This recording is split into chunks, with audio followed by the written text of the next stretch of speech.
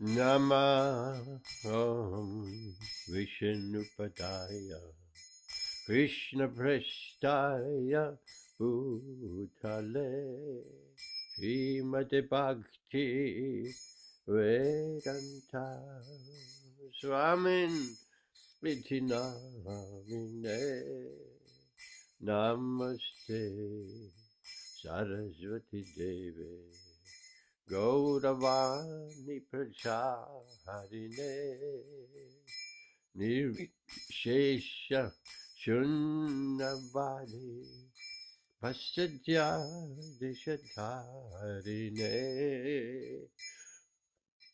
Shri Krishna Chaitanya Prabhu Nityananda Shri Advaita Gadadhara Shri Vasadi Gaura Bhaktarinda Jaya Shri Krishna Chaitanya Prabhu Nityananda Shri Advaita Gadadhara Shri Vasadi Gaura Bhaktarinda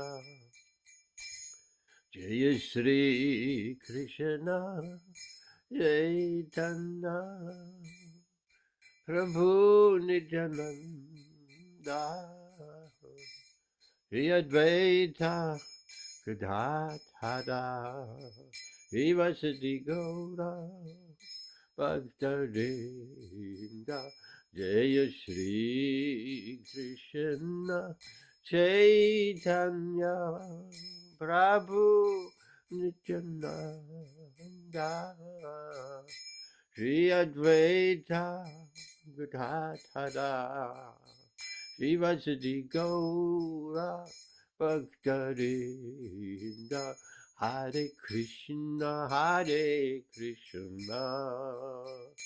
Krishna Krishna Hare Hare Hare Rama Rama Rama Hare Hare Hare Krishna Krishna Krishna Hare Hare Hare Rama Rama Rama Hare Hare Hare Krishna Krishna Krishna Hare Hare Hare Rama Rama Rama Hare Hare Hare Krishna Krishna Krishna Hare Hare Hare Rama Rama Rama Hare Hare Hare Krishna Krishna Krishna Hare Hare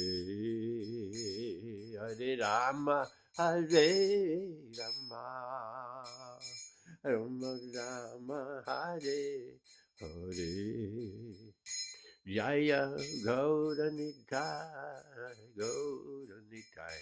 Jaya Gauranitai Jaya Gauranitai Jaya Gauranitai Jaya Gauranitai Nitai Sachi Sundara Nitai Sachi Sundara Nitai Sachi Sundara Nitai Sachi Sundara Nitai Sachi Sundara Nitai Sachi Sundara Nitai Sachi Sundara Nitai Sachi Sundara Jaya Giri Govardhan Jaya Giri Govardhan Jaya Giri Govardhan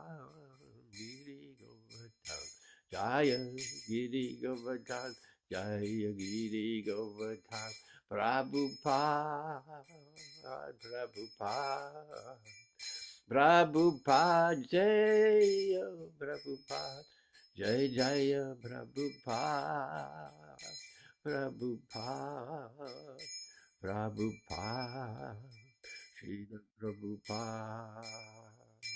जय आनंद गति वैष्णव वृंद की जय नामचारी श्रील हरिदास ठाकुर की जय प्रेम सिखो श्री कृष्ण चैतन्य प्रभु नित्यानंद श्री अद्वैत गदाधर श्री वसुदि गौर भक्तवृंद की जय श्री श्री राधा कृष्ण गोप गोपीनाथ श्याम कुंद राधे कुंद श्री गिरि गोवर्धन की जय श्री वृंदावन धाम की जय नवद्वीप मायापुर धाम की जय गंगा माँ यमुना माँ की जय तुलसी देवी तुलसी महारानी की जय Samaveda Bhaktarinda ki jai, Gaura Premanandi.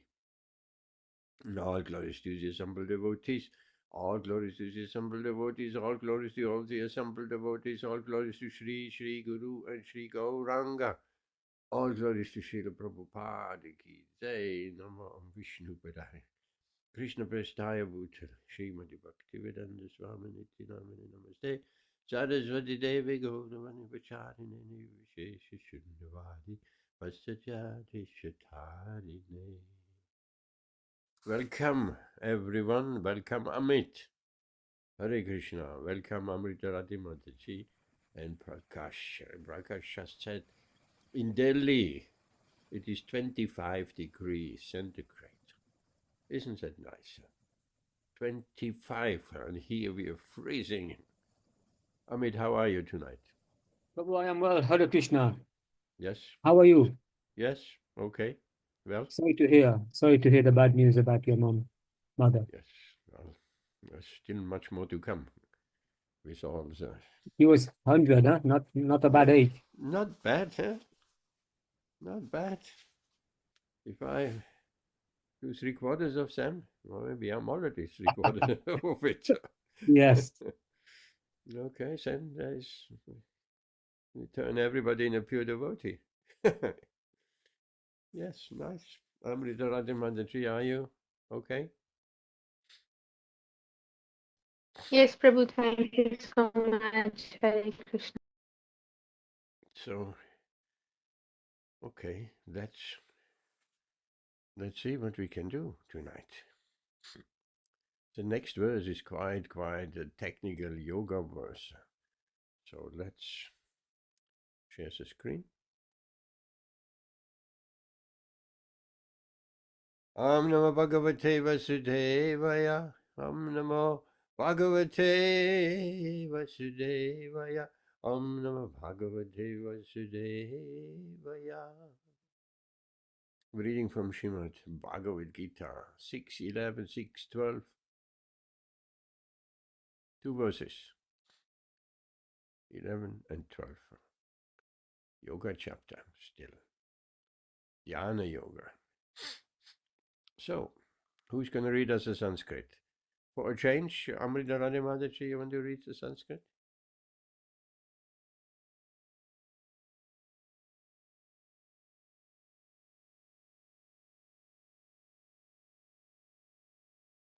क्या बोलना? Oh, Govinda.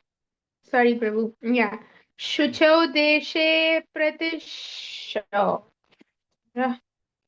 Sucho deshe pratishthapya sthiram ashanam atmana nati uchritam nati nisham chailajina shutaram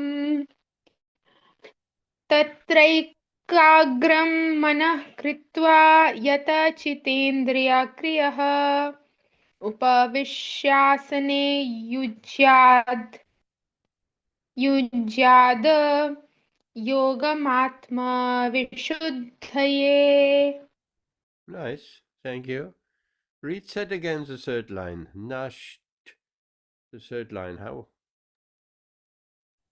Not nati Third uchritam. line of the first one. Okay. Nati uchritam nati nicham. Nati Can you show uchitam. me the Hindi, the Sanskrit, Prabhu, please? Huh? Uh, The Sanskrit you want to see? yeah, if it's possible. Yes, of course. The Devanagari, right? Yes, Devanagari. Oh yeah, Natyuchitam Nati Oh, Nicham oh, very nice. Nadyuchritam. Chailajina Kushotaram. Yeah. Yes, Prabhu. Is that easier by looking at the Natyuchritam. Devanagari to get the Nadyuchritam? And you're looking at the Latin transliteration, it's Nati Uchritam. No, it's Nadyuchritam. Is that becoming much more clearer when you see the Devanagari? Yes, Yes. Prabhu. How to pronounce it becomes easier. Okay. And it's anyway, it's always there is a Y at the end of the word, Nati, and there is a vowel like A or U at the next word, and then it just goes together. Okay, thank you. Amit, can you read us a translation? To practice yoga, one should. Can you hear me okay, Prabhu? Yes, you could come a bit closer, probably, Okay. but it's okay. To practice yoga, one should go to a secluded place and should lay pusagras on the ground and then cover it with a deer skin and a soft cloth. The seat should be neither too high nor too low and should be situated in a sacred place.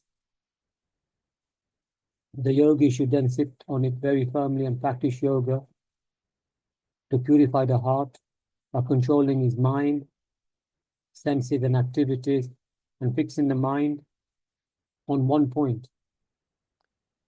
Okay.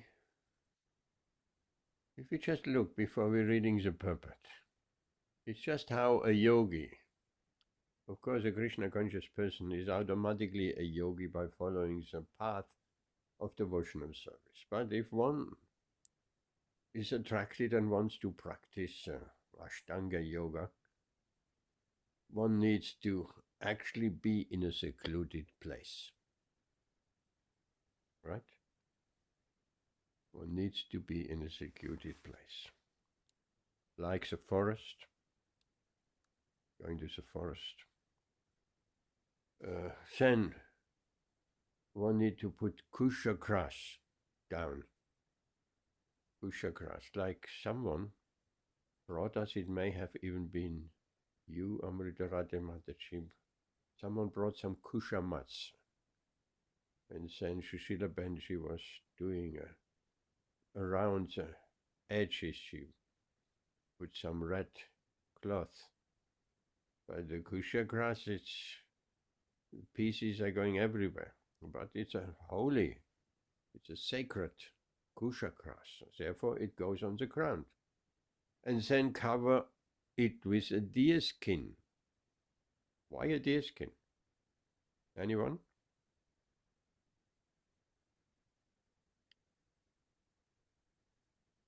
Why cover the asana where we're sitting with a deer skin? Amrita Radhe Mataji? No idea, Prabhu.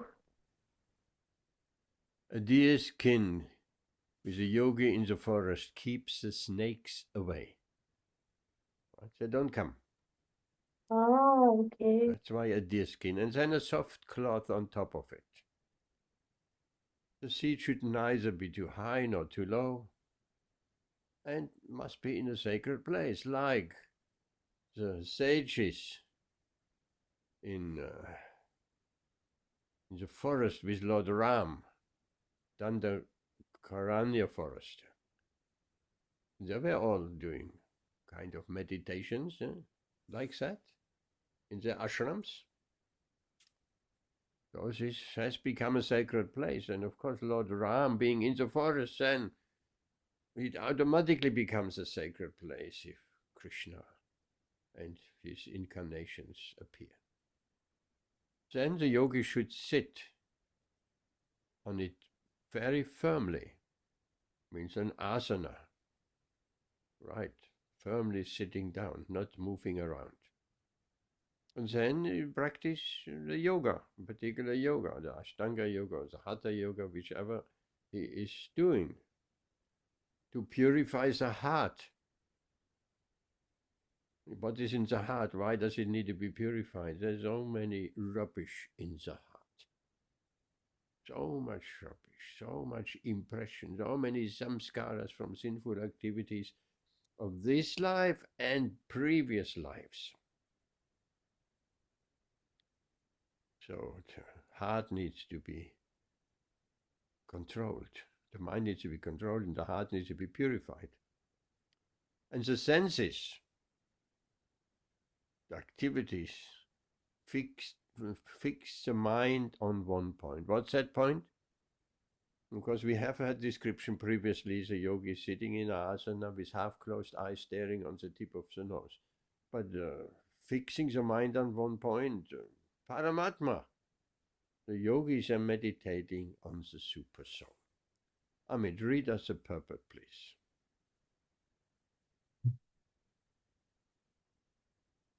Sacred place refers to places of pilgrimage. In India, the yogis, the transcendentalists, or the devotees all leave home and reside in sacred places such as Prayaga, Madura, Vrindavan, Rishikesh, and Haridwar, and in solitude practice.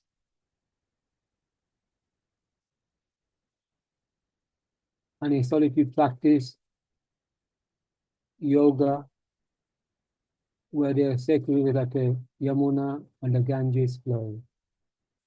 But often this is not possible, especially for Westerners.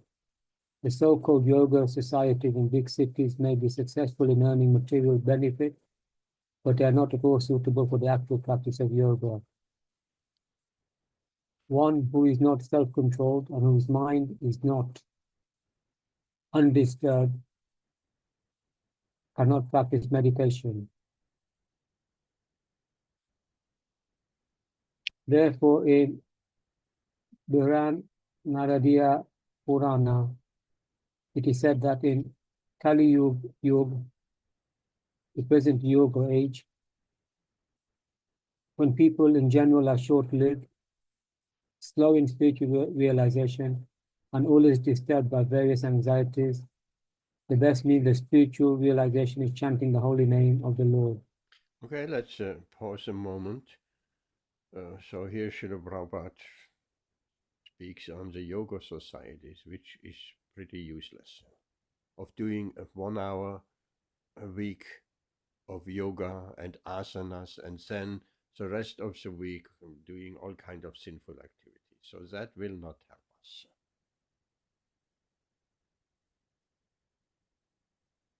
Therefore, if someone is not self-controlled, the mind is disturbed, one cannot practice meditation. It needs a calm mind and control of the senses. Therefore, this yogic process described here is not very suitable in the age of Kali. There may be a few who can do that, particularly in India, but generally it is not possible. Kali Yuga, so many disturbances. People are short-lived. One needs to practice that yoga for a very long time. Even to be fully successful in yoga, that takes many lifetimes. So, but we live short lives, 100, 80, 70. And people in this age are very slow in their spiritual realization and always disturbed. So much anxieties. Therefore, Srila Prabhupada said the best means of spiritual realization is chanting the holy name of the Lord. That's the best. So, Amit, carry on. We have this beautiful verse, a famous verse. Harinama, Harinama, Hare Namaiva Kevalam. Kalu Nasti Eva Naste Eva. Nasti Eva Radir Anyatta. Same thing what I said to Amrita Radhimata. She is not Anayata. Nasti Eva. What is it? We said a Nasteva. Y and then a vowel like A, E, and U followed. Then it One word. joins. So read it again. Nasti Eva. Nashteva. Nastieva. Nashtieva. Nashtieva Radir Anayati. If we would make that, look, I will do that. Nast, you're reading because there's a space here, right? You're reading Nasti Eva. But if I do that, how would you read it now? Nasteva. Yeah, that's exactly what it is. Just think of that space is gone. That is all. Yeva. Okay, translation. In this age of quarrel and hypocrisy, the only means of deliverance is chanting the holy name of the Lord. There is no other way. There is no other way. There is no other way. Okay, that's the statement of the scriptures, Shastra. Because we're living in the age of quarrel and hypocrisy. People quarreling everywhere. You see people quarreling. And if they're not quarreling for some time, then after that, sometimes they're quarreling again. So they're maybe a little bit peaceful in between, but the general mood is quarreling over useless things. People quarreling over things which are not important even. And there's hypocrisy. Oh, that's for the Kali Yuga age is the age of hypocrisy, the Iron Age of quarrel and hypocrisy. People saying one thing and doing another thing. That's hypocrisy. An honest person will speak and as he will act as he speaks. That's an honest person. And a dishonest person, he will speak nicely and acting a completely different way. Or he will point out a fault in someone else which he has himself. That's hypocrisy. It's just like, give a gross example. If someone is a drunkard, he points at someone else, oh, look, he's a drunkard. What's that? It's hypocrisy. You're drunkard yourself. So, there are certain persons, they want to lecture philosophically and so on, and putting themselves in a higher position as leaders, as examples, but their life is everything else than an example. It's a hypocrisy. They're doing illegal and illicit activities behind everybody's back and hopes they're getting away with it. Big leaders trying to appear to be honorable men, but they're not. So in that kind of quarrel and hypocrisy, which is everywhere, it's very difficult to become Krishna conscious. Therefore, the easy process has been brought by Chaitanya Mahaprabhu. For this age, the Lord appeared for this age and started the Sankirtan movement, the chanting of Hare Krishna. And that Shastric statement is very strong. When something is repeated 3 times, then it means that must be done. There is no other way, there is no other way, there is no other way. Let's have a brief look before we move on that verse, Harinama, Harinama, from the Chaitanya Charitamrita. That is a translation.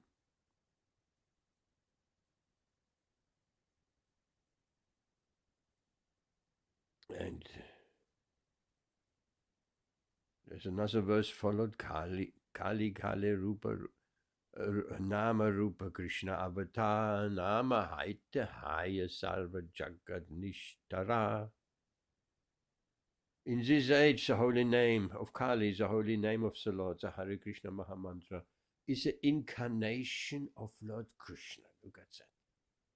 This holy name, the Maha Mantra, is an incarnation of the Lord. We don't, we often forget that. We chant it mechanically, Hare Krishna. I have to chant my rounds, Hare Krishna, Hare Krishna. But are we aware that that's an incarnation? The holy name is an incarnation of Krishna in this Kali Yuga. As much as there were incarnations of Lord Nrsimha, of Varaha, of Matsya, of Kurma, of Vamana, and so on. So that holy name of Krishna is the sound incarnation of the Lord. And here's the next sentence is even more significant. Simply by chanting the holy name, one associates with the Lord directly. We always think, oh, I want to see Krishna. One day I will see Krishna. Seeing Krishna means associating with Krishna. But here, by chanting Hare Krishna properly, we are associating with Krishna directly, not indirectly. That the name is one thing and it reminds us of Krishna. Directly, the name is Krishna. Anyone who does this is certainly delivered. We want to, delivered means liberation, mukti.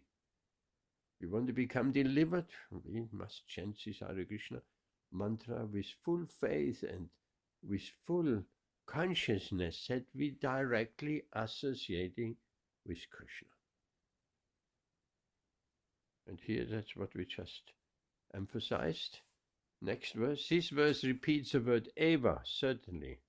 Kalon nasteva, nasti eva. Certainly 3 times for emphasis, and also 3 times repeats Hare Nama, chanting the holy name of the Lord, just to make common people understand. When something is repeated, then yes, then it becomes very important. There's a short purport, we read that too.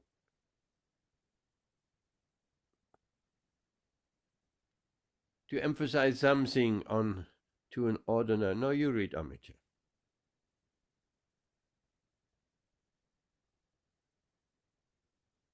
To emphasize something to an ordinary person, one must repeat it 3 times. Just as one might say, you must do this, you must do this, you must do this. Thus the Virhan Naradya Purana repeatedly emphasizes the chanting of the holy name so that people may take it seriously and thus free themselves from the clutches of Maya. It is our practical experience in the Krishna consciousness movement all over the world that many millions of people are factually coming to the spiritual stage of life simply by chanting the Hare Krishna Maha Mantra regularly according to the prescribed principle. Therefore, our request to all students is that they daily chant at least 16 rounds of this Hare Nama Maha Mantra offenselessly, following the regulative principle. Thus, the success will be assured without a doubt. Okay, offenselessly. I mean, what does that mean? Following the regulative principles, that is clear, right? Everybody knows, no meat, no fish, no eggs, no gambling, no illicit sexual connections, and no intoxication. That's clear. For the regulative principles. But what does that mean, chanting offenselessly?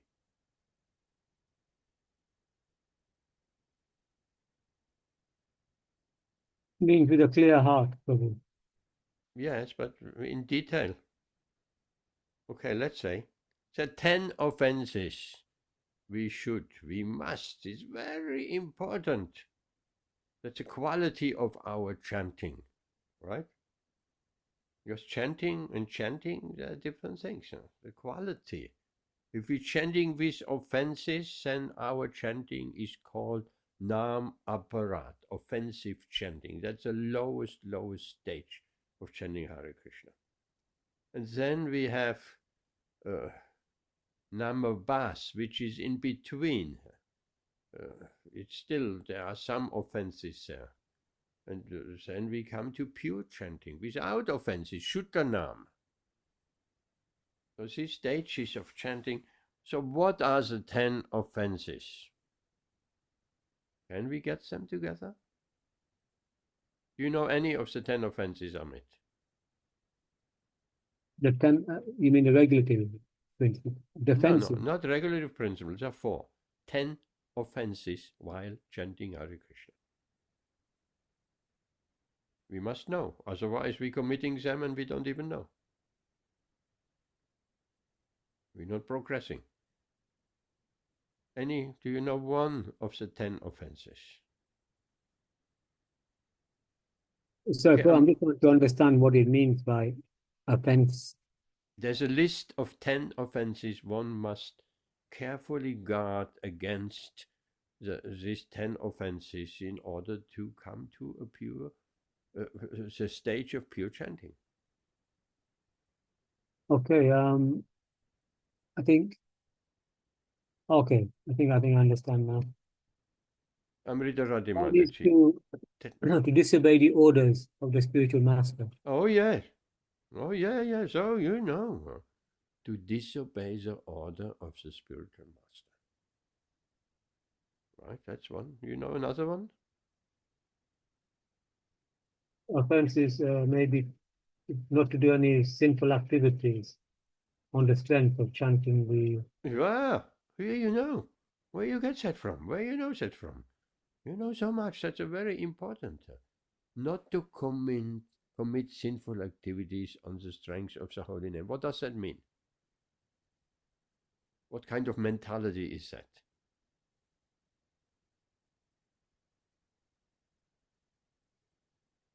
What kind of mental is to commit a sinful activity and chant the holy name? Yes, because knowing the holy name is purifying us. So take it lightly. I commit sinful activities. Or afterwards I chant Hare Krishna and it will be all wiped away. That's a big offense. How can we counteract that offense? Amrita Radha Mataji. In fact, that's the biggest offense. How can we counteract these offenses of committing sinful activities? Take it lightly. We're not speaking accidentally. We're speaking purposefully. Committing sinful activities, and then I'll chant Hare Krishna and I will be cleaned again. So what is the antidote? What is Stop doing sin. Huh? You breaking so much up. Stop doing sinful activities altogether. The 4. Can't even understand it, what you're saying. Your internet. Write it in the chat. What is the antidote? What's the medicine of getting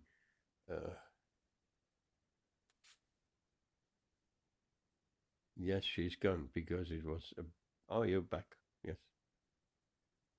Try now. Try speaking. Let's hear. Prabhu, to counteract this specific offense, should Yes. we just stop committing any sins, which means to follow the 4 regulative principles sincerely? No, we're not speaking. That's a separate issue. Vichai, Hare Krishna. The regulative principles, that's a different. Here Srila Prabhupada writes, chanting Hare Krishna regularly according to the prescribed principles. And that's a separate issue. Regulative principles that we have to follow anyway. But what is medicine, the antidote? Like antidote, when someone is bitten by a snake, then there is a certain antidote which they take. in order to save their lives. So what is the antidote? What is for committing that big... Chant more and more. Chant, say it again. Is that chant more and more? Yes, constant chanting, a little bit more than.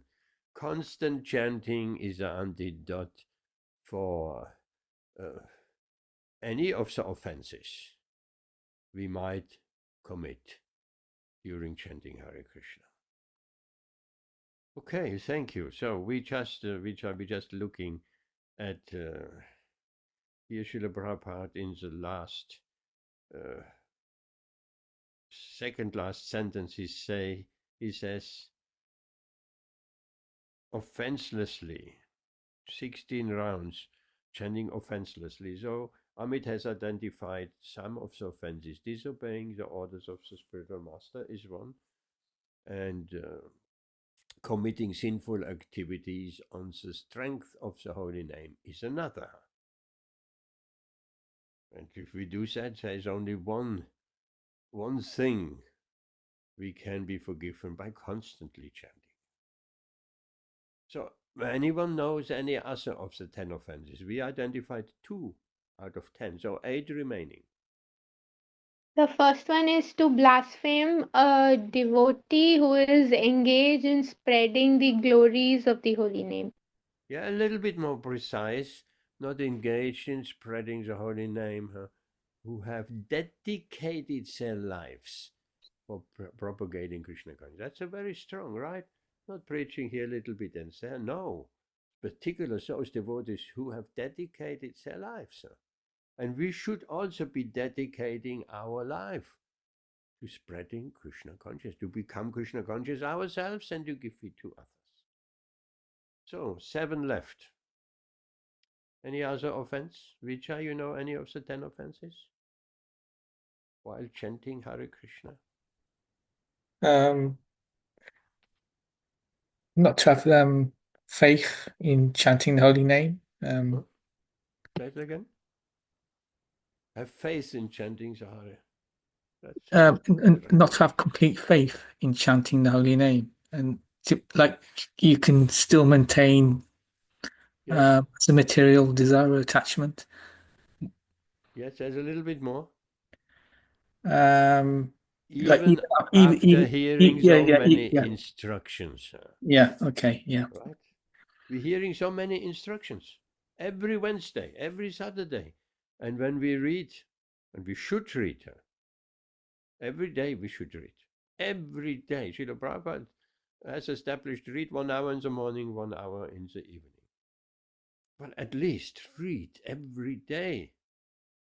Every day we must read. That gives us, otherwise our Krishna consciousness may become a little bit dull and hackneyed and ritualistic. That gives us inspiration, the reading. So, to maintain material attachments, even after hearing so many instructions. So that means we're reading what we should do and what we should not do, but still we hold on to our material attachments. That's no offense. There's a beautiful story of Sanatan Goswami. You may have heard that before. And the gentleman, he heard Sanatan Goswami has a touchstone in his possession. Touchstone means it's a stone, whatever you touch, any metal, it turns into gold. Haribol. That's very nice. We'll have already Fort Knox, just accumulating gold, whatever then.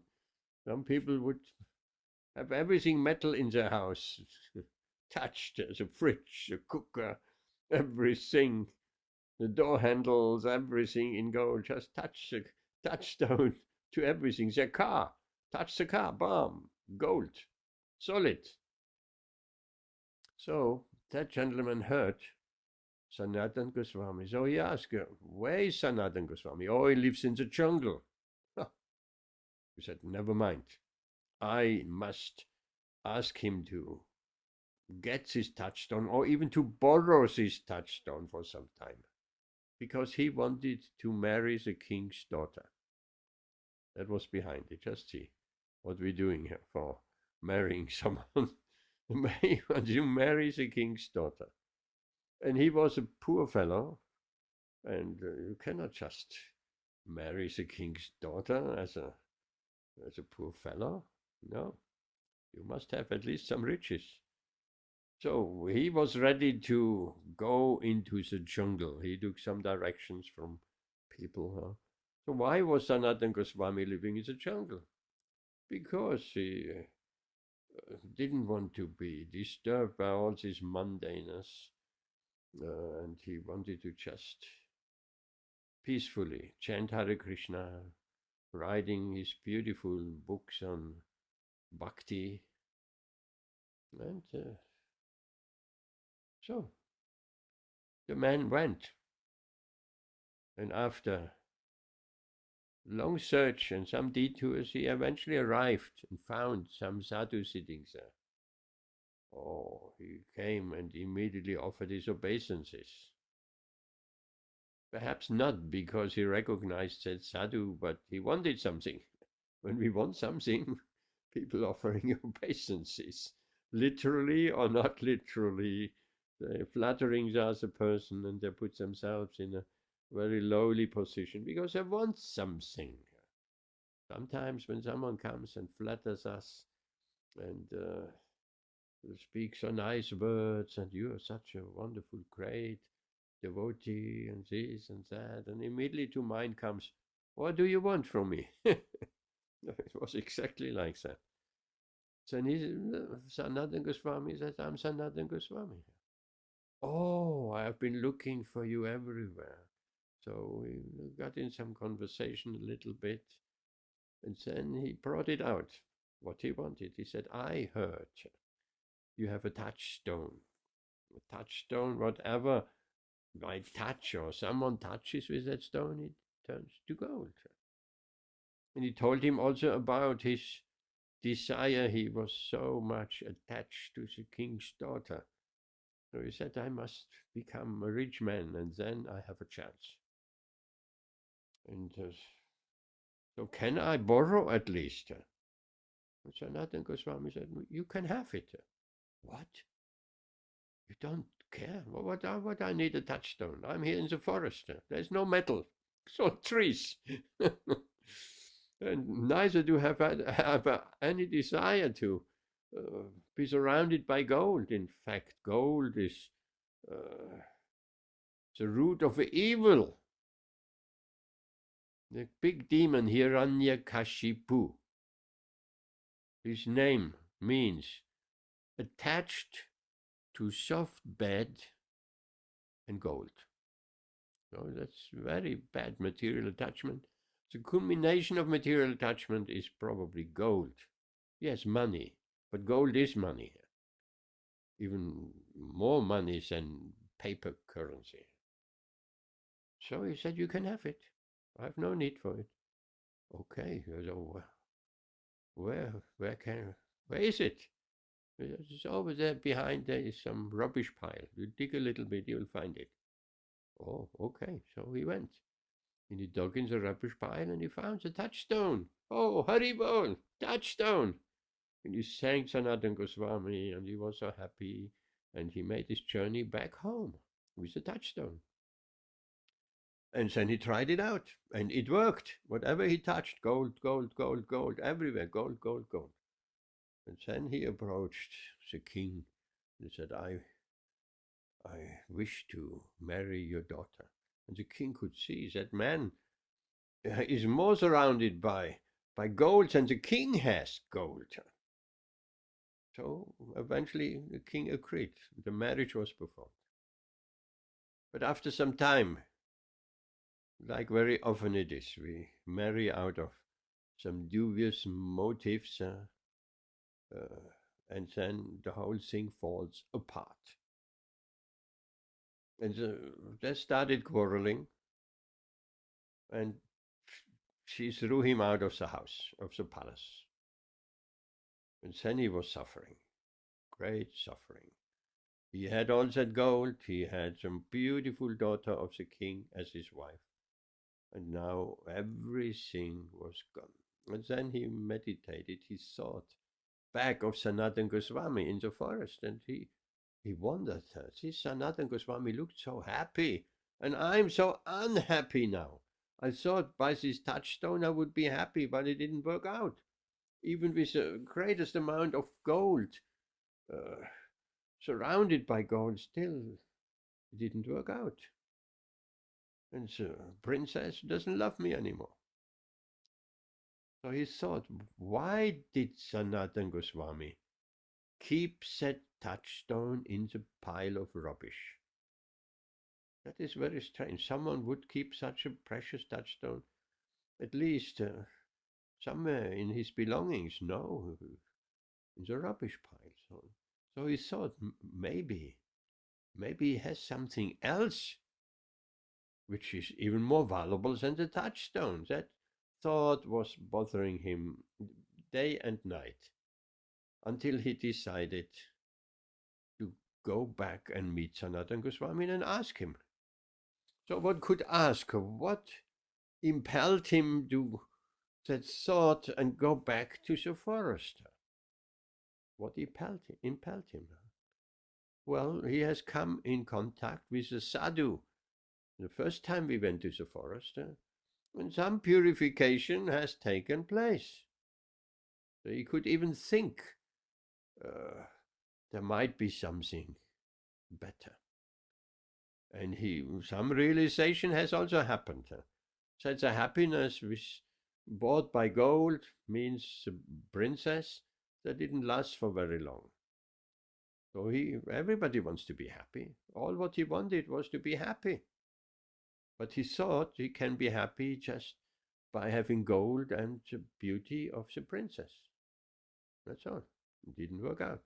So he went back, and Sanatana Goswami was surprised, or rather not surprised. Oh, you have come again. So what's the matter now?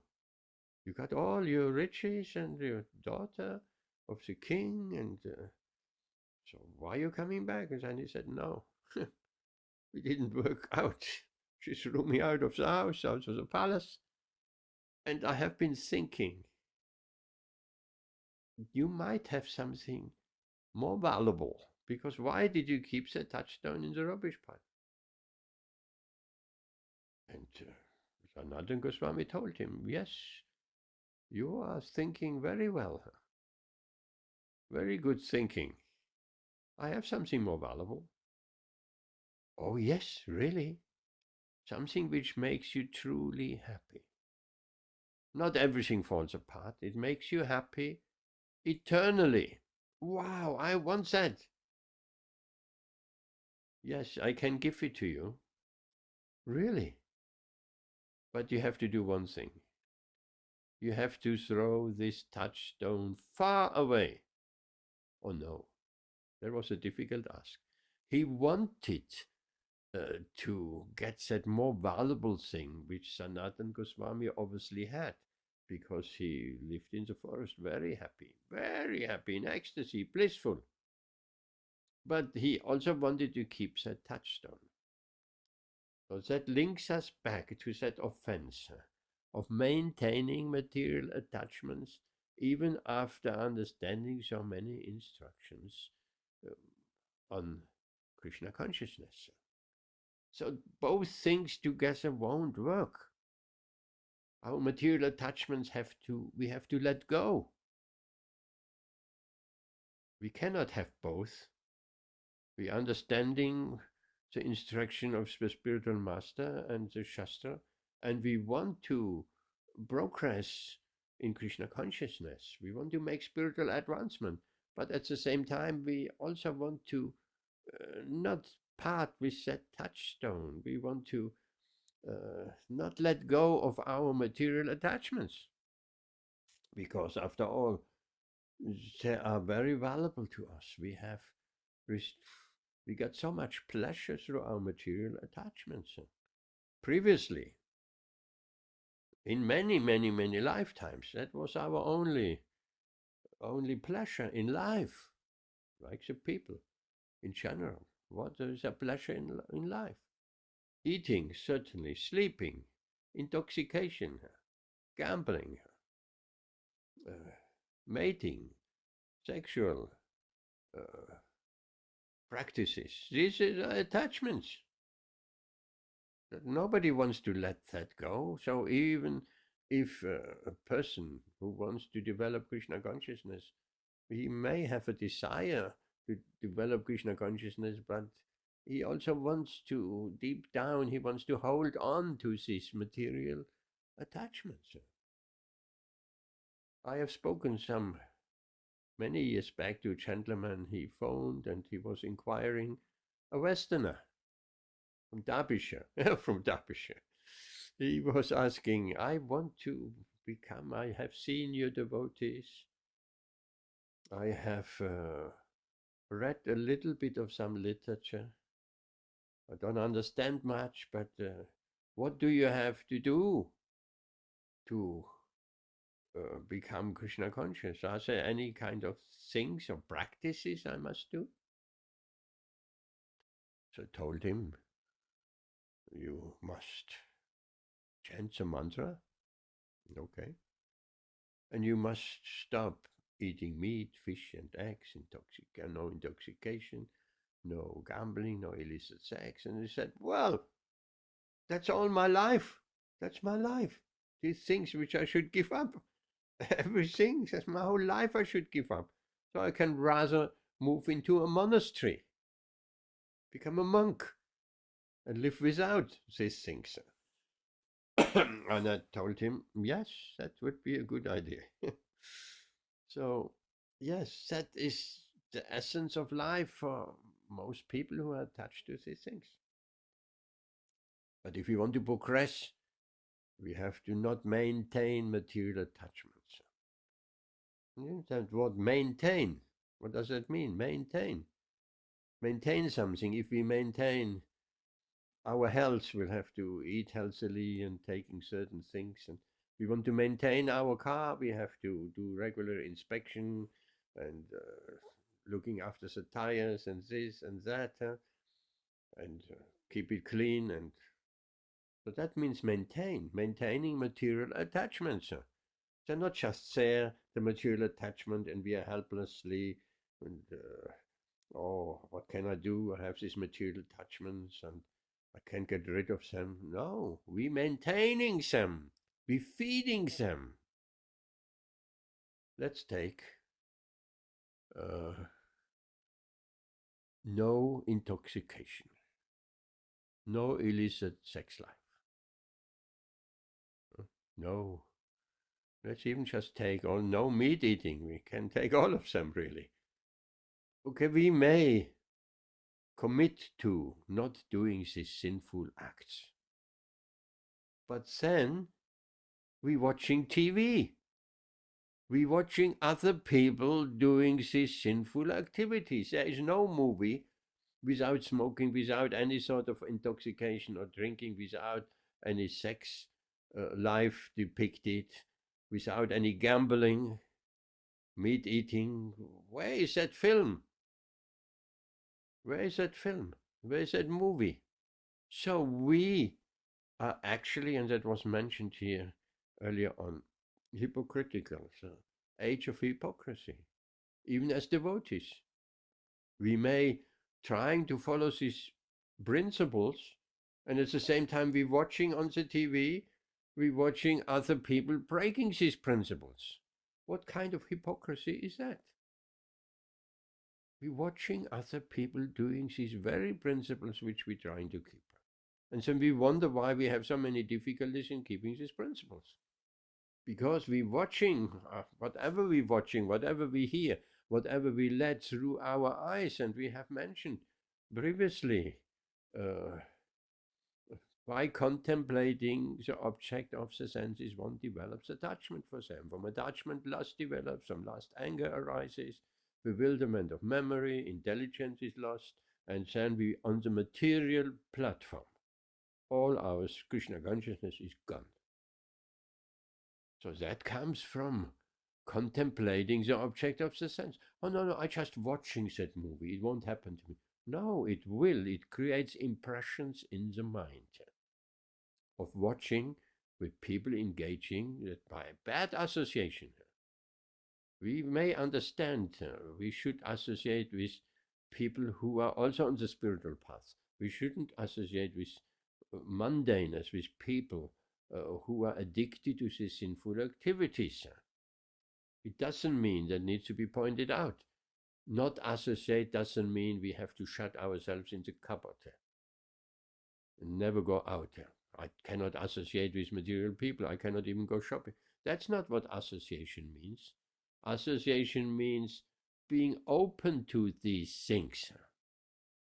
If we're walking through town and doing our shopping and we're seeing so many horrible, sinful activities going on, and our mind is fixed on Krishna, best keep on chanting Hare Krishna, in our mind or softly while we going around in this world. Krishna on our mind, Manmana Bhava Mat Bhakto, always think of me. Then there is no chance of association. But as soon as we sit back in our settee at home, and now I have to relax, put on a movie, and we see these sinful activities, immediately they make some impression because we opening ourselves up to that. I don't think anybody is watching a movie and chanting Hare Krishna. Oh, that will just spoil my enjoyment. Yes, so that will not happen. So we opening ourselves up to that kind of impression, to those activities, to those sinful activities. We're trying to follow the principles, but then we're watching others doing the very same things we're trying to avoid. That is hypocrisy. And in this way, that is an offense of maintaining material attachments, because that's an active process. Maintaining, if we maintain our car, is an active process. We have to do something. We have to get a bucket of water and a brush and a cloth, and so or maintaining our house. We have to vacuum and cleaning and all of that. That's maintenance. So we maintaining these material attachments by watching other people engaging in sinful activities. Not a good idea if we seriously want to progress on the spiritual path. It's an offense to maintain these material attachments. Any questions so far?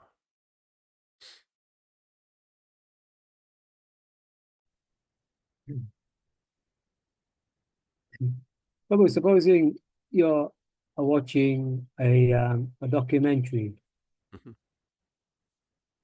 Yes. I mean, sometimes it can be quite educational because you're seeing things, which are real. Yes. Well, not real. Not really real. Srila Prabhupada make quite comment on, we're sitting in the cinema and we think what is happening, we're completely engulfed. It is real. It is real. We're drawn into the action. When something, the hero gets battered, we might even cry. And people laugh when something funny happens. And people become intense. But what is it? It's all illusion. Not real. It's illusion. What is it? It's some light on the screen. Pixels of light on a white cinema screen. But then why is this pixels of light on the cinema screen? We're becoming all emotional. We're crying, we're laughing, we become intense, we're biting our lip. What next? We are sucked in as much as we have spoken previously when Leicester FC wins or scores a goal, then wow, we won. That's again false identification. You didn't even play. You feel like the joy, we won. You haven't played. The players, they're one. So that's the illusion as much as the illusion on the cinematic screen. So, documentaries. I'm happy you brought that up because I thought of that. I wanted to comment on that. But then you brought it up, so let's comment now. Documentaries, what? There are some documentaries, and of course, we call so many things educational. But in any animal documentaries, what do we see? Eating, sleeping, mating, and defending. That's the material world. We see that. All these documentaries show how animals have sex life, how animals are fighting, how animals are killing each other.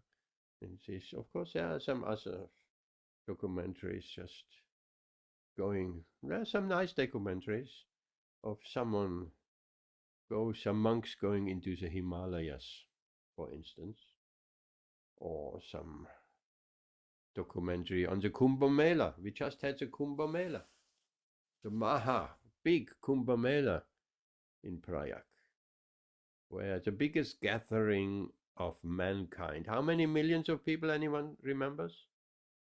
Amrita, how many people, millions of people gathered there for the Kumbh Mela? Okay, Rita. Huh? Many. Anyone? I don't know the number, Prabhu. Not following news so much these Yes. days. Sorry. 100 million. 100 million. Wow. That's the biggest gathering on the planet.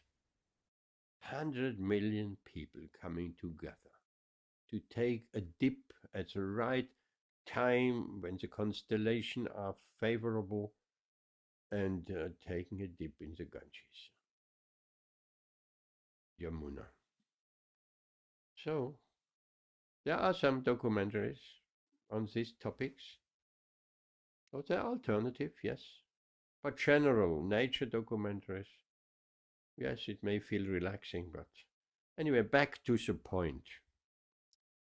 Not to maintain material attachments when we, at the same time, we want to make progress and hearing about how to make progress and inquiring. So that is one of the offenses. Very important. So back to the story. The gentleman who came second time to the Nathan Goswami, he had a hard time to let his material attachment in the form of this touchstone, to throw it away, to throw his material attachments away. And the stone is just a symbol of material attachment, really. And so he had to. And eventually, with some good instructions from Sanatana Goswami and a bit of faith, he threw the touchstone away. And then Sanatana Goswami said, now you are ready. You have let go of your material attachments. And now I will instruct you and give you the most purest of purest things, the holy name of the Lord, which is non-different, we just heard, from Krishna himself. And that gentleman became a sadhu, became very happy. He made progress on the spiritual path. So there is a nice story. Disciples of Srila Bhaktisiddhanta Saraswati Thakur, the spiritual master of Srila Prabhupada, one day, when they were all assembled, they saw the spiritual master hugging a tree. He was hugging a tree. That was in itself already kind of a very unusual sight. But then he called out, let me go, please, let me go. They said, well, what's that? I said, well, Guru Maharaj, you just let that tree go. Then he explained to them, that's what we're doing. We want to become free from our material attachments, but we're embracing them at the same time. And we don't let me go, or I want to get free. So just let go. Like Maharaj, let go. Then we have to let go of this material attachment. Of course, we know we can only really let go if we have experienced something better, like that gentleman. He got the Maha Mantra, so he experienced something better, so he could let go of the useless touchstone, which could only give you material benefit, not even happiness, not even the princess, the king's daughter, nothing of that sort. Because after all, that gold he produced, that was just a way of getting the daughter of the king. And for us, the same thing. We're accumulating so much money. Why? In order to try to satisfy our senses. It's just a means towards an end. So that is that offense of maintaining material attachments while understanding so many instructions or having heard so many instructions on this matter. Any other offense one can remember?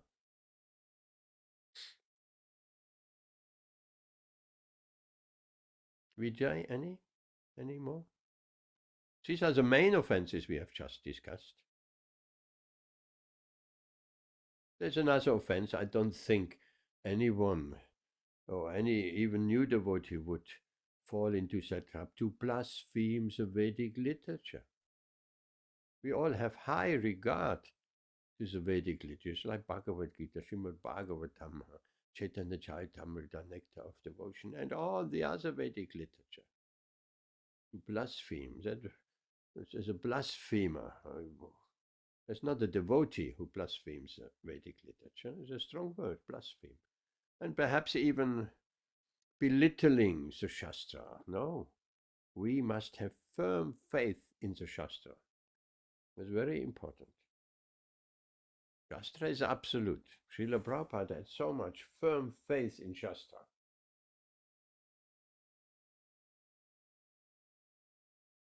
So that is one. Any other offense?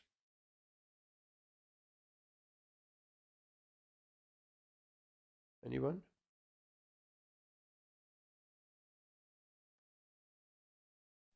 Vijay?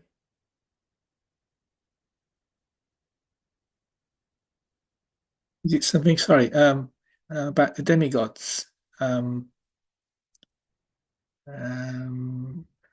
think one demigod is equal to the Lord or Yes. independent? Do you think that the demigods are on an equal level to Krishna? Again, this doesn't really apply for devotees who have been hearing a little bit and chanting Hare Krishna, because we know we're reading it on every page, basically, of the Bhagavad Gita. We're reading that the demigods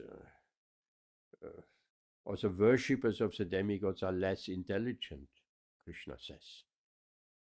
Less intelligent. And one should not go to the demigods for one's fulfillment of one's material desires. If you have some material desires, at least go to Krishna, not to the demigods. Not demigod worship. Also different. Not even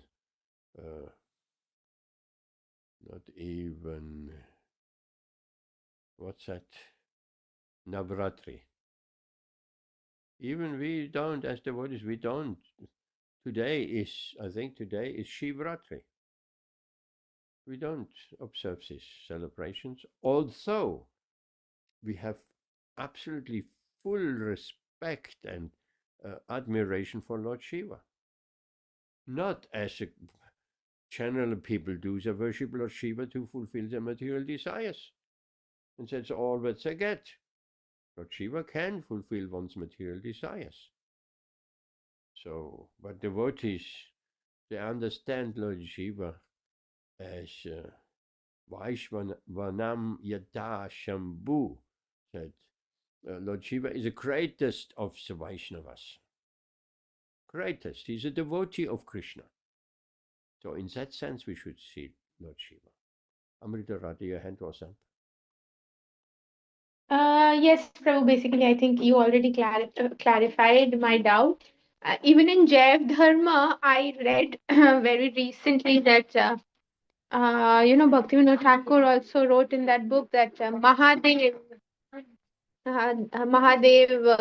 came as Shankaracharya, and the Paramhamsa Babaji was offering obeisances to Mahadev, and even Shankaracharya, knowing that they come only to fulfill the purpose of the Lord.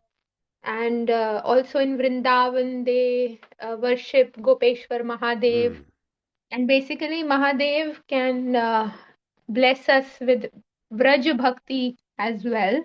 Jai. So he's very exalted, and we always seek his shelter.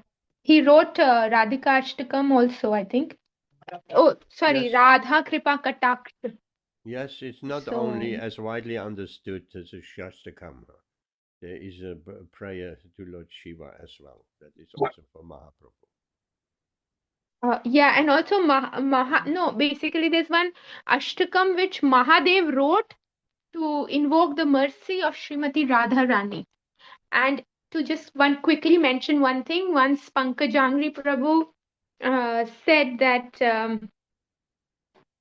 the moon that Lord Shiva bears on his head, that moon mark you will see at the lotus feet of Srimati Radharani. So on Radharani's Oh, lotus Haribol. feet there is a moon mark Beautiful. like that.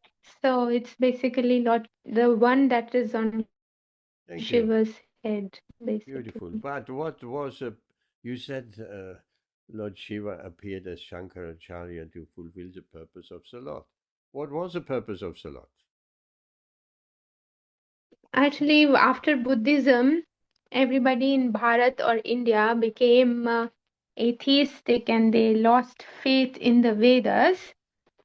So, to reinstate their faith from what do you call Shunyavad, it was difficult to bring them up to Vaishnavism. So, to put them one step ahead, Yeah.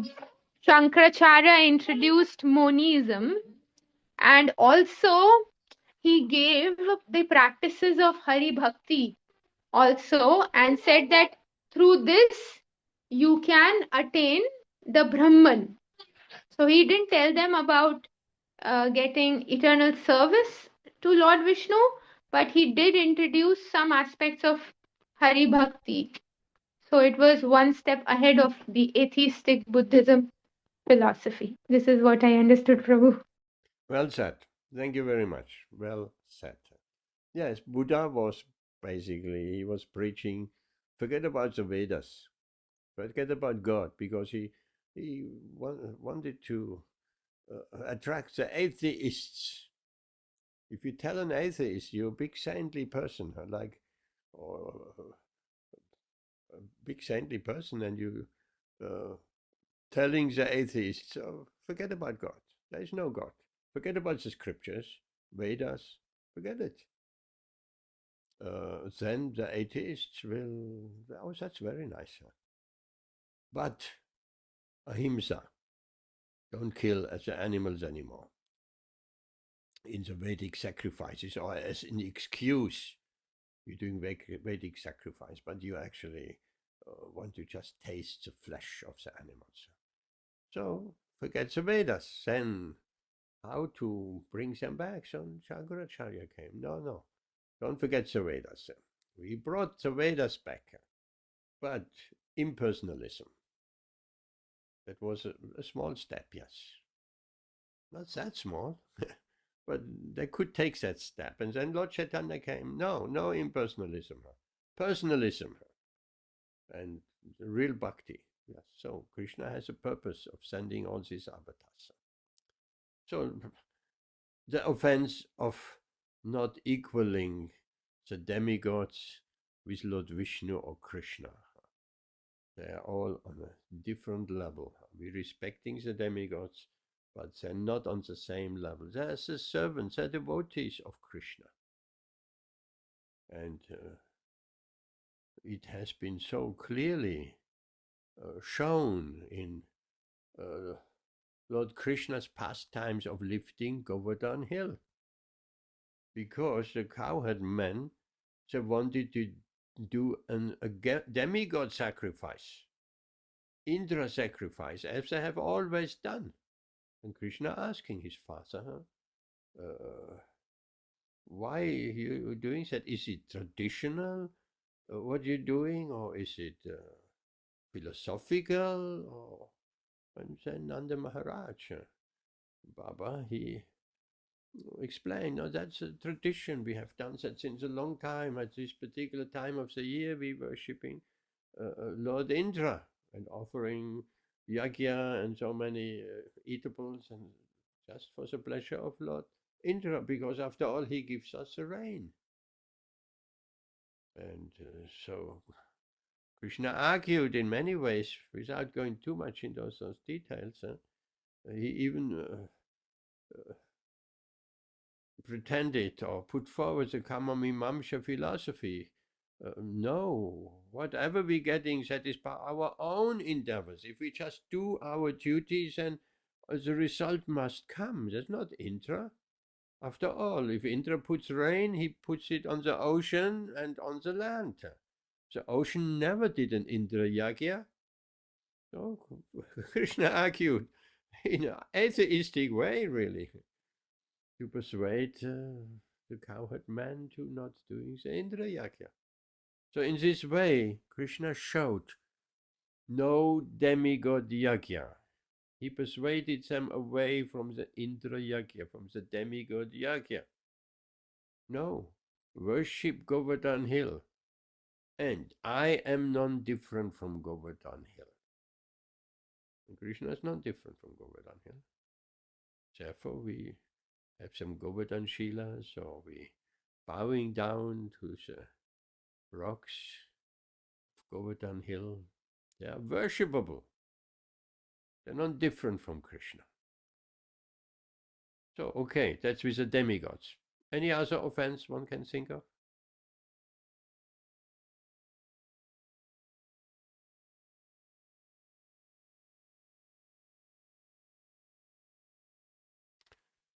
The main offenses we had at the beginning, we discussed them. Okay, let me just bring some.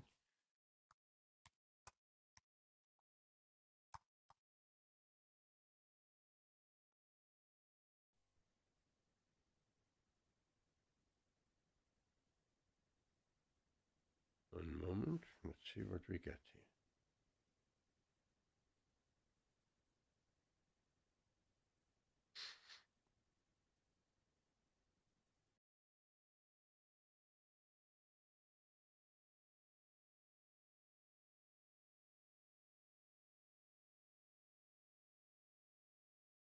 Nope.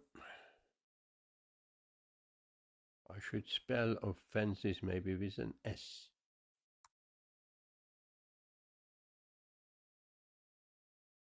Okay, here we are. There are 10 kinds of offenses in the matter of chanting the holy name. Amit Novijay, you want to read? With a black highlight is there, number 1.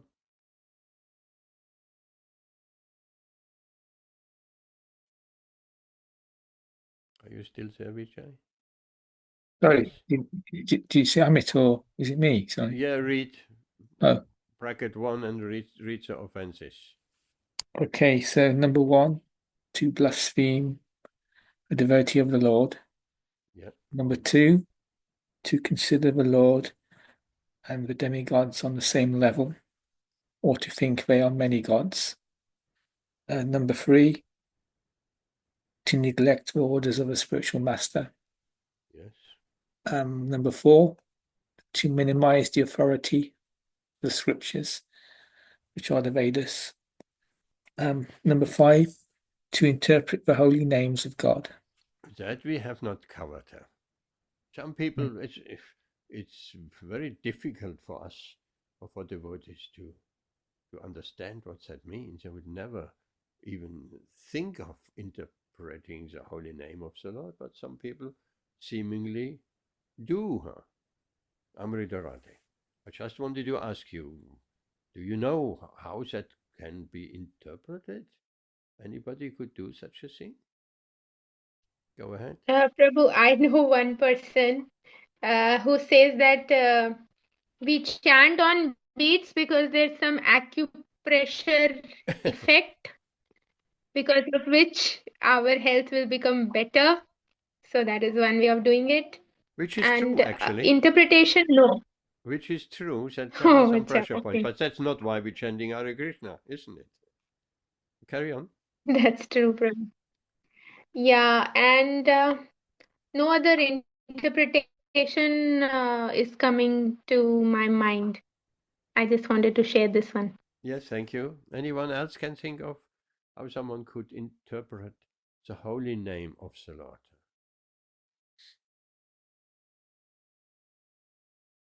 Okay, Vijay, carry on. Number 6.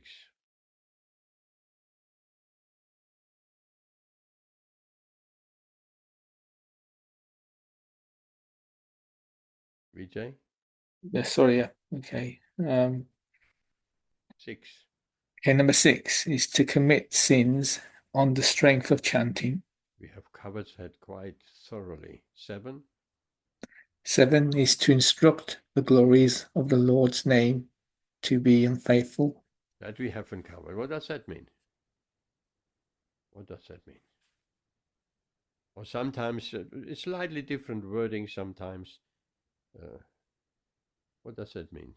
To instruct the glories of the Lord's name to the unfaithful. Why is that an offense? Vijay.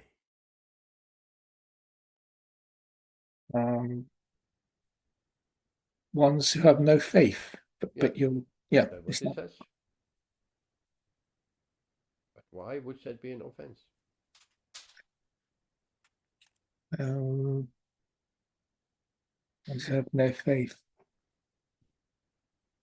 What will happen if someone has no faith and you're instructing that person on the glories of the holy name? Well, they'll be they'll be prone to falling down. They'll not really progress in spiritual life. They will blaspheme the holy name.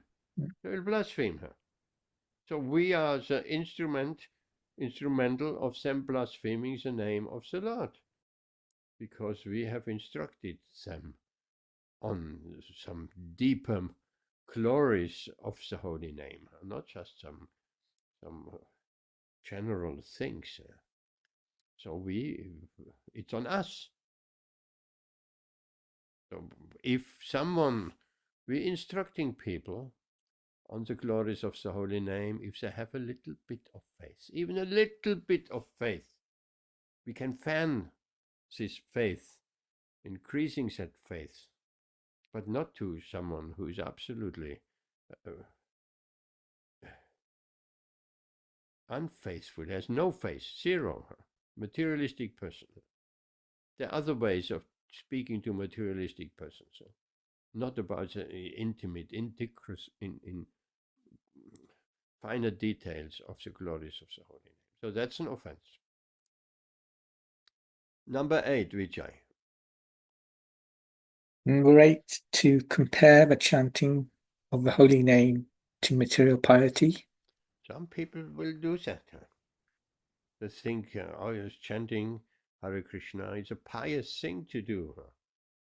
What a pious thing. Why do people doing some pious activities? Amit, what do you think? Why are people performing pious activities? And that chanting Hare Krishna, they may think that's another pious activities. I do already so many pious activities. What are people generally doing? What's a pious activity?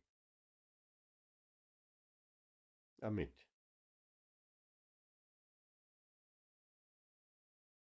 Are you there? Yes. The pious activity, that he's saying. Yes. What is it? Give some examples.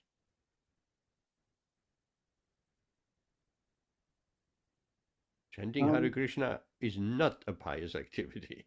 It's a transcendental activity. But what is a pious activity?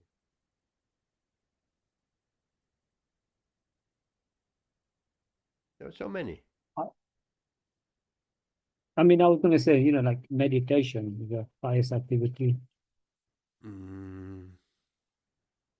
It could possibly be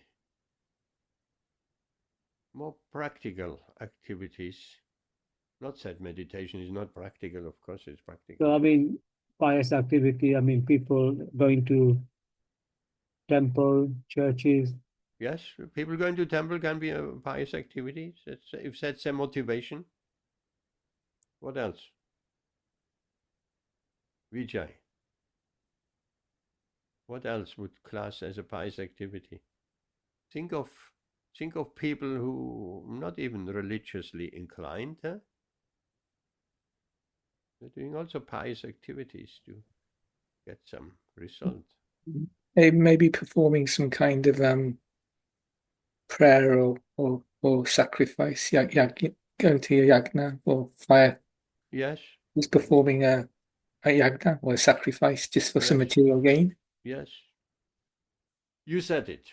Pious activities are there to get some material gain. That was a very nice definition. Someone may, I mean, there are so many pious activities. Planting trees is a pious activity. In India, digging a well is a pious activity. Helping the old lady over the street is a pious activity. Helping with her shopping, just being a good person, doing very good deeds, not just for us, egoistically, but helping others, opening a hospital, or doing some voluntary work, picking litter, can be considered a pious activity. There are many people doing so many pious activities. So if we think chanting Hare Krishna is just like that, we want some material benefit, therefore we're doing pious activity. So it's not, that's an offense to think chanting Hare Krishna is one of the many, many, many possible pious activities. Okay, Vijay, number 9. Number 9 is to be inattentive while chanting the holy name. That's a big one. That's an important one. Amongst what we at the beginning, we have come across some important ones and the relevant ones. To inattentive. What does it mean to be inattentive? Amit, you are a big chanter. What does it mean to be inattentive when chanting Hare Krishna? It means that, so you're not totally focused. So you could be doing other things like, I don't know, watching television while. Yes, I have seen people. I have seen a couple breaking up their engagement because when the girl, who was quite Krishna conscious, she discovered that the husband and the family were supposed to be devotees. He was chanting, beat bag in hand, chanting Hare Krishna, and at the same time watching television. We can do that. That is inattentive while chanting, or in one hand the beat bag, in the other hand the mobile. So chanting Hare Krishna needs full attention. Just imagine, how will Krishna feel? You calling on him, you praying to him, and at the same time you're doing something else. Even in the material world, let's say the king, the queen, the prime minister, the president, you be in the presence. They want full attention. You coming, you greeting the prime minister, and at the same time you're doing something else. You're checking your messages, you're checking your WhatsApp on the mobile. It's neglecting here.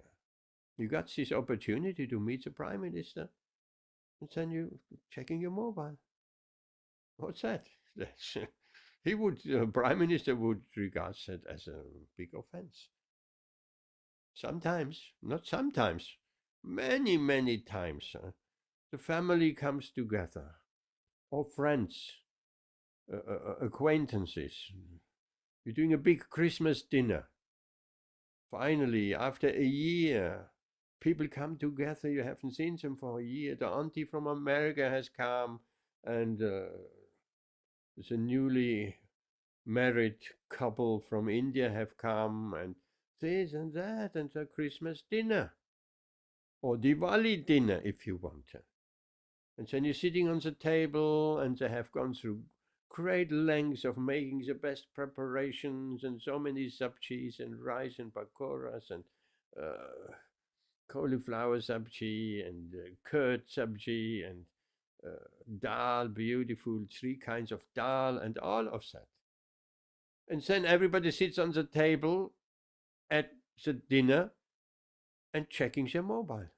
They don't even talk to each other. They're just on the mobile. What kind of get together, which is very common nowadays, they do that to various degrees. So, chanting the holy name inattentive, that is an offense. We have to be aware of that. That's an offense. If we keep doing that, then how are we going to get purified? How are we going to then be staying in that Nam Aparat stage of chanting Hare Krishna? You have to go beyond that. And then 10, Vijay, the last one. Number 10, the last one, to remain attached to material things in spite of chanting the holy names. Yes. Which is also sometimes worded to maintain material attachments. And while hearing some instructions or while chanting Hare Krishna, so we have to be forced. We have to let go. Otherwise, it will be an offense. So these offenses should be avoided if we want to make any progress.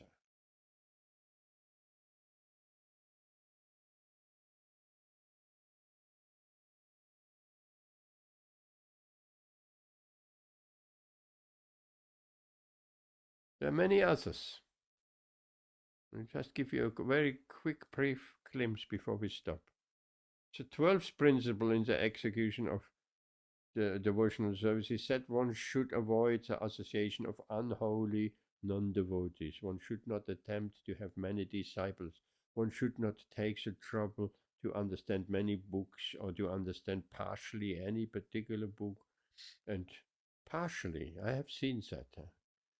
There are some devotees say they're taking Bhagavad Gita or the instructions of the spiritual master.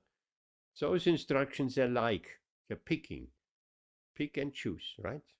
They're picking those instructions they like, and the other instructions which they don't like, they're just putting aside. And that's also an offense. We have to follow all the instructions, or at least try in our capacity to our best, and praying that we more and more we have to follow all the instructions. Okay, so there are many others. We won't go into all of that.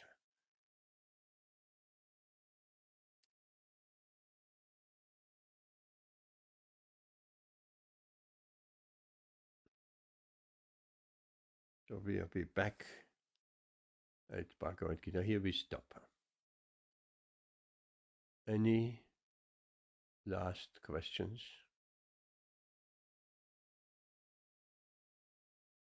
I was hoping we go into the next verse, but there are so many things here. So you said that you don't, one of the offensive is to kind of talk about Krishna consciousness to a non-believer. Yes. So you said there is a way of talking to them. Yes. How would you talk to them? Okay, yes, it depends on the other person. How much faith they have, What is a capacity to understand? We may tell someone, okay, that what we're doing, or what I would recommend, just do some yoga. Just do some yoga. Why?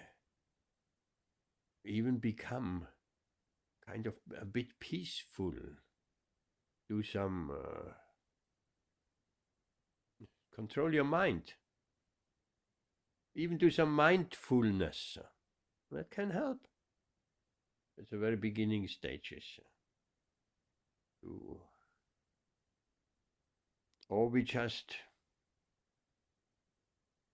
introduce them to some concepts through some small books. I always try to someone who has some faith, I give the small book Perfect Question, Perfect Answers, which is very nice, which is a conversation between a social worker, Bob Cohen, I think, and Srila Prabhupada. He has somehow or other, he kept some discussion with Srila Prabhupada on different topics, all kind of different topics. And then there was a conversation, and he came back to Srila Prabhupada next year, and then back and back. And every time, and Srila Prabhupada enjoyed these discussions because he was an intelligent man and young man, and he had some relevant question. And then later on, all these conversations, they have been recorded, and the book has been compiled. So it's a good book, a starter point for Krishna consciousness. Also, a book you have been reading, Veda, is also a good book to start our journey in spiritual life. Now, this might be a way to introduce Krishna consciousness to someone. Or, more basic, if someone, a newcomer, they're not even interested in the philosophy or Krishna consciousness, just give them some prasadam. They don't even need to know it is prasadam. That, oh, I cooked something, I would like to share that with you. Who would not accept someone, I want to share that with you, except they're saying, oh, I have allergy against this and this and this and that. And then you say, okay, no, there are no nuts inside, there is no this inside. And so introduce some prasadam. Therefore, I said to you, Amit, many times, several times, when you're distributing vegan food in town, offer it with a simple prayer in your mind. Say the Hare Krishna mantra. Offer it so the people get the benefit. Prasadam is very powerful. We chant the Hare Krishna mantra over vegan food. It's vegan food after all. And then people will get the benefit. So these are some ways. So Amrita Radhe, before we stop, you wanted to say something, your hand was up. Keep the hand up next time until you get the chance. Was a question. No, Prabhu, I was just mentioning about prasad. You already took that point up. So I almost thought you would. Yes. True. Okay, that was a very nice discussion. I hope it was helpful to all of you. And we'll see you on Saturday. Come on Saturday. I'm in real physical presence from Wolverhampton or from wherever you come. Bring your bicycle with you, Amit. It's time again to physically meet again. That would be very nice. And then see you on Saturday. Yes? Amit, yes? You said Yes, yes? Prabhu, I think I'll try to make it. I'm just away in doing some activism in Coventry, so hopefully we should be Saturday. back by then. Can you not go to Coventry on a Sunday? Everything has to happen on a Saturday. We love your association. Yes, Anyway. yes. Oh, yeah, hopefully I should be back. So I'll try to make it. Okay. So, see you Saturday. Vijay, Hare Krishna. Give his Hare Krishna. Hare Krishna.